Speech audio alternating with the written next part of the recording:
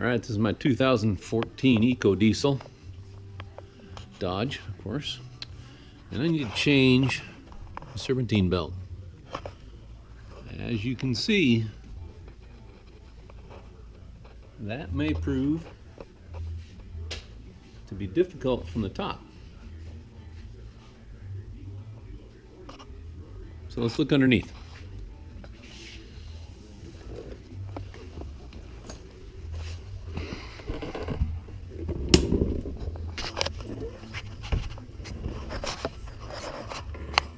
Position you here a little bit.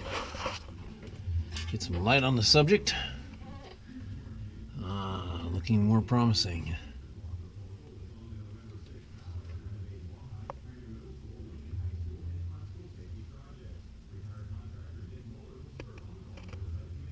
We can see the serpentine belt, and it goes underneath the large plastic cover, which we have right in the front.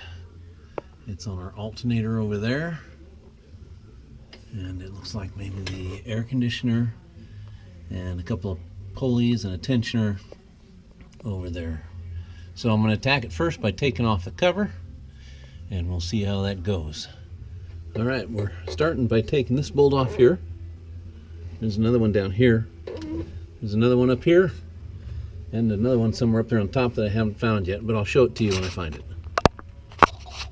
Alright, that shot kind of gives you an idea where the bolts are. So far we've had one stud here, one bolt here, I don't know if you can see it, not very right there, and then there's another bolt back in here. Then there's one right here up on top, way up here. Go straight back in here.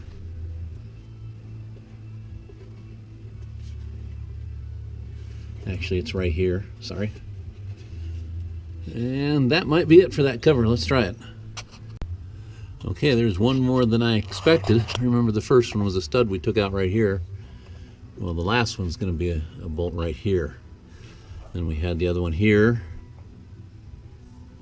right back in here, right above this mark, and then another one down here,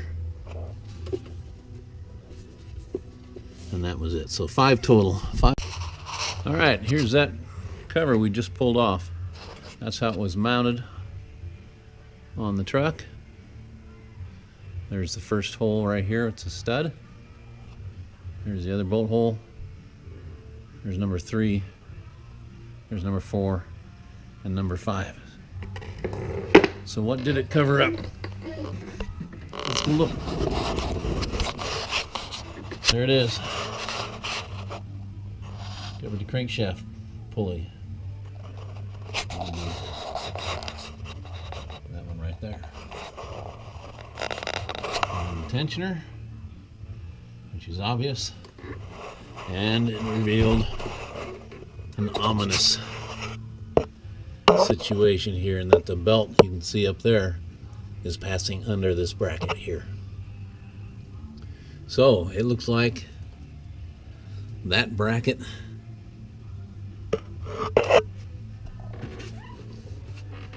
will have to come loose.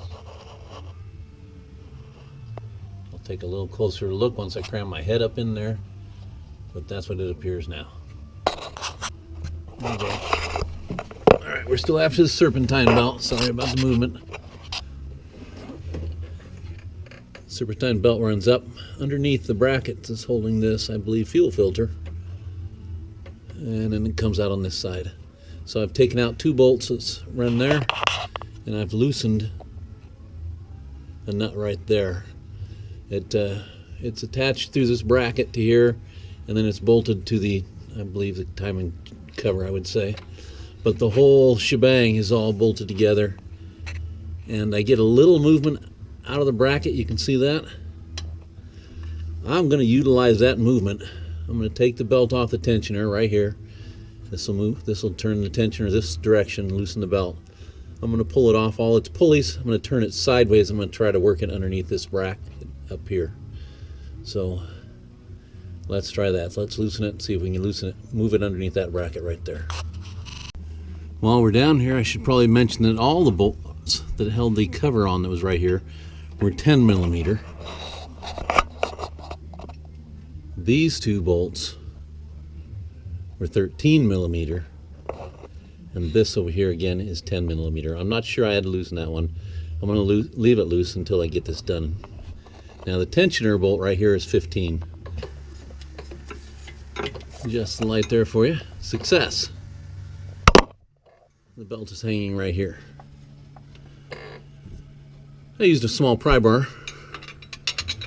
Just got underneath the bracket a little bit and simply pulled it up far enough to pass the belt underneath it. Now that's probably not the factory recommended way to do it, but the belt's off. And now it's time to put the new one on. Alright, here we are, the new belt in. Make sure, before you release your tension on your tensioner, that your belt is running properly through all the pulleys. The alternator, this is just an idler, changes directions. Up here to this pulley, it's fitting in the grooves properly. Over here to another change of direction basically.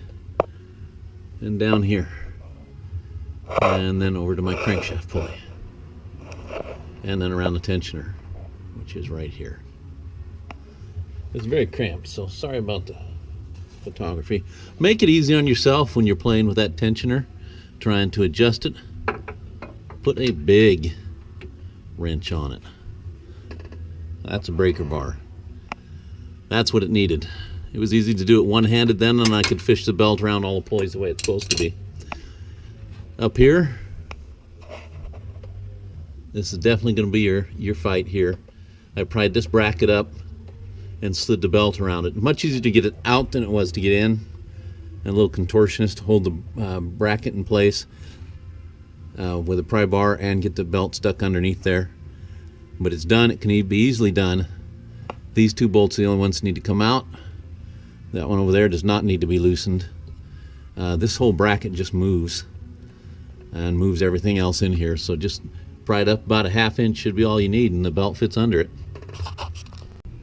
All right, everybody, just completed my Serpentine belt change on my 2014 Dodge with the 3 liters EcoBoost.